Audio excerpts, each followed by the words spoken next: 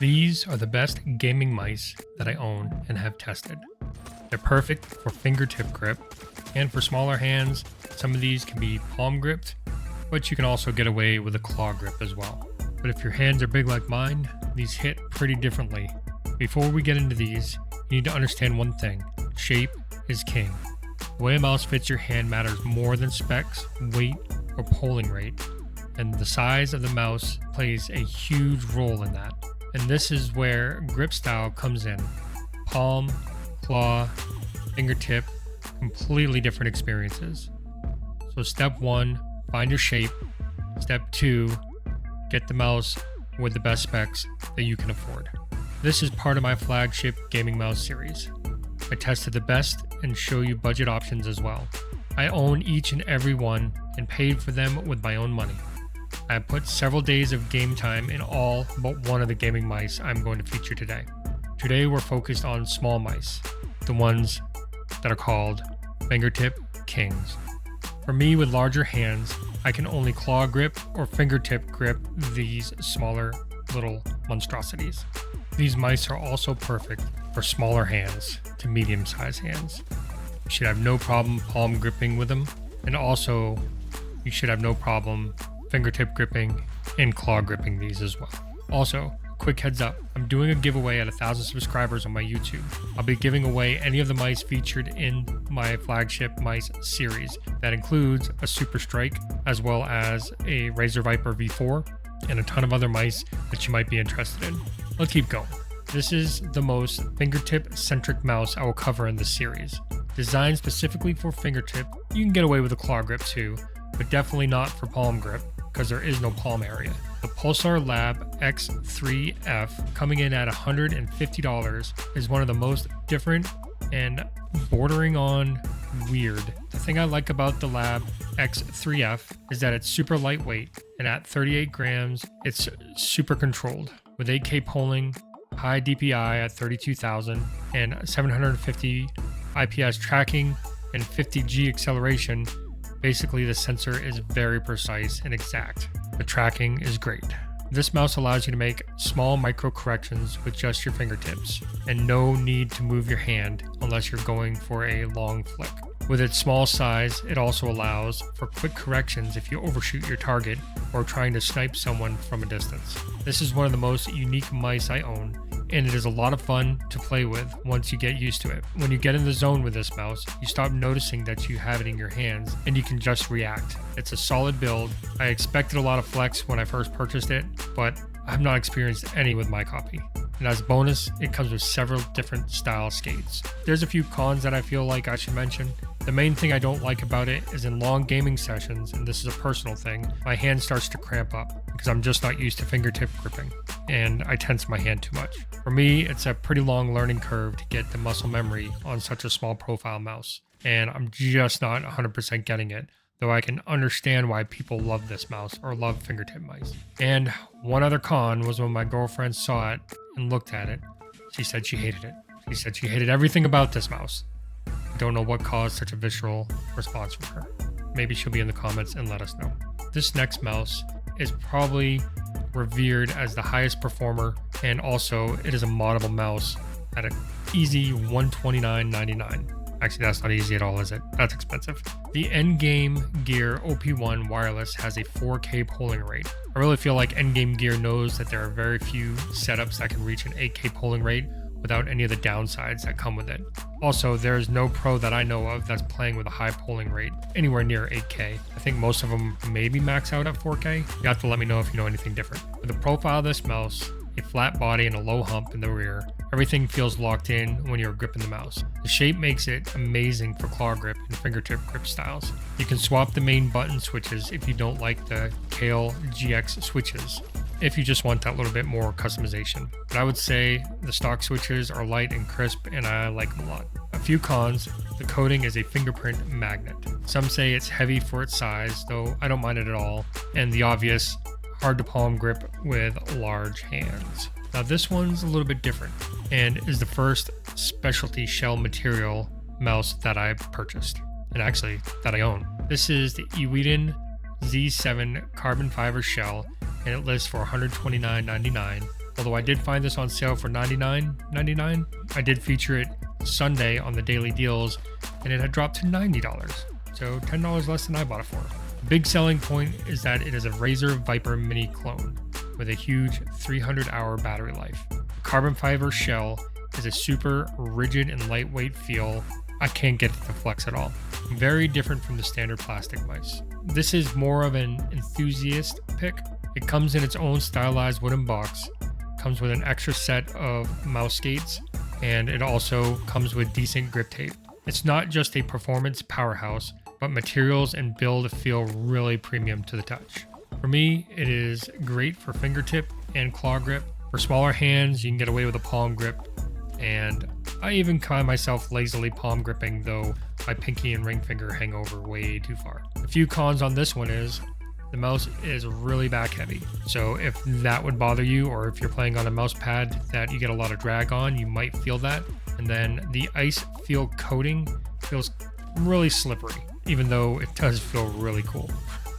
So this next one is the safest premium option I can offer you. It's the Razer Cobra Pro, and it lists for $129.99. I got mine for right around $80. This is one of my go-to gaming mice, and here's why. The shape essentially is a Viper Mini. It has optional charging dock that makes it easy to charge, even if I'm keeping the RGB on high all the time, so I never notice that the battery life is running out.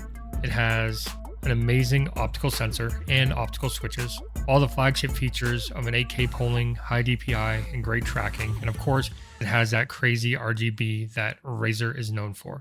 Couple cons, it is a little bit heavier mouse, though I don't mind at all because I play on a glass mouse pad, which makes any heavy mouse feel 10 times lighter. It's expensive if you don't find it on sale, and the charging puck and dock cost extra to get that convenience, but it is well worth it. If I have to label this next mouse, I would label it a sleeper pick.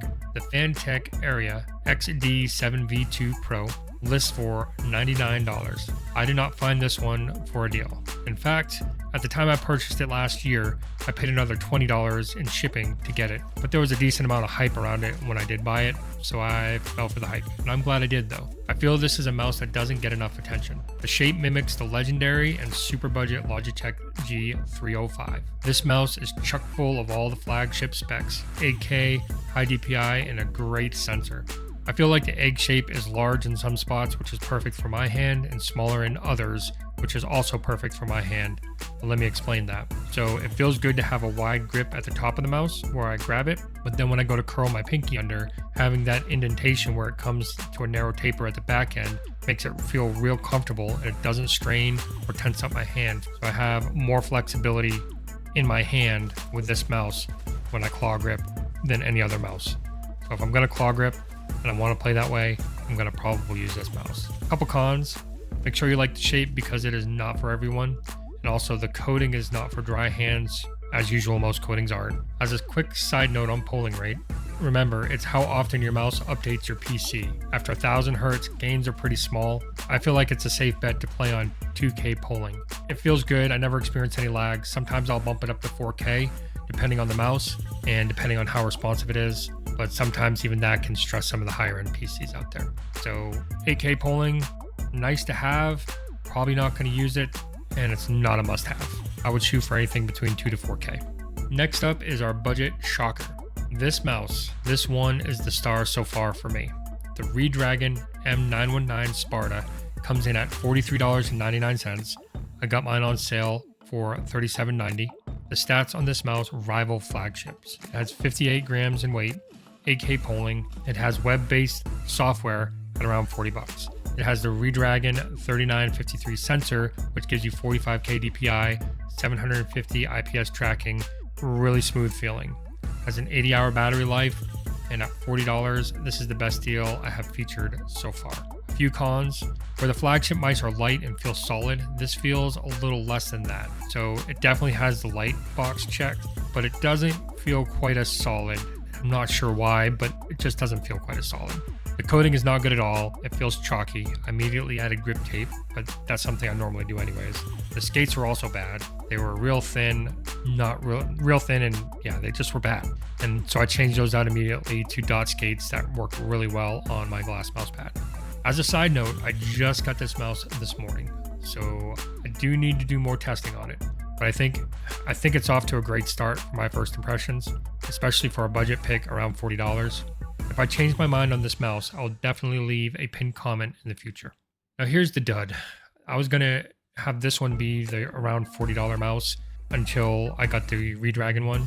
This is the Attack Shark X3. It lists for $41.99. There was so much hype around Attack Shark. I'm just not seeing it on pretty much any of their mice. I bought a ton of them, I bought like 5, but I have not been impressed with that many of them at all. It's a simple mouse, it's lightweight, has 1K polling, which again, that might not be a deal breaker for you. 26K DPI. Battery life is decent at 200 hours. That's bonus, but it's not pushing high polling, so that makes sense. It's small, it has symmetrical shape. As you can probably hear in my voice, I'm just not excited about it. And I've also heard, though I haven't experienced this, that other people have had issues with quality control, and also that the click latency is slower than average. Not too much to say about this, and I'm not too excited for it, like I said. I included this in my testing before I got the Redragon M919 Sparta, like I said. And yeah, it's there. If you're a fan of Attack Shark, get it. If not, I would definitely say get the Redragon one, and let's experience how nice or bad of a mouse it is together. So here's my initial thoughts if I had to categorize each one of the mouse I featured today. The best fingertip by far is the Pulsar. The best competitive mouse will go to the OP1 just because of how consistent, and it's a great mouse. The most unique definitely goes to the Carbon Fibers Z7. The best all around goes to the Cobra just because I think it's the only one that has RGB on it. It's crazy. I like RGB. I don't know why. I'm just an RGB fan like that. The best value is the Aria, and definitely my pick for best underdog, because if you like the egg shape, there's not too many options you have out there to fill that shape for you. And then the best budget by far is the Redragon. It's great. I love it. I want more of it. I'm actually sending it over to my budget PC station to use as my main there. And I don't want to say it, but it is kind of a dud. The Attack Shark comes in last as not my favorite. Let me know if you disagree and tell me why. This is where people tend to get picking out a mouse wrong, of course, in my opinion. More expensive doesn't always mean better. It's about what fits your hand. The deeper I go into research and listen to other people's opinions, and also try to find different mice shapes that I can personally put my hands on and try out, the more I realize that this is why people argue so much about mice. Guys, we have different hands. We're going to want different things. Even with something like the Carbon Fibers Z7, or the egg shape of the Aria, or the nice low profile of the OP1, it doesn't matter. We're all going to be looking for something just a little bit different. At the end of the day, the best mouse isn't the most expensive one. It's the one that fits your hand. Check out the rest of my flagship series. And don't forget, I'm giving away a flagship mouse or any of the mice featured in this series at 1,000 subscribers. To enter, just subscribe and comment on any and all the videos in the series. The more videos you comment on, the more entries you receive. Thank you for joining me for Mouse Mondays, and we'll see you tomorrow for my daily tech deals. And I hope you guys have an amazing, amazing day.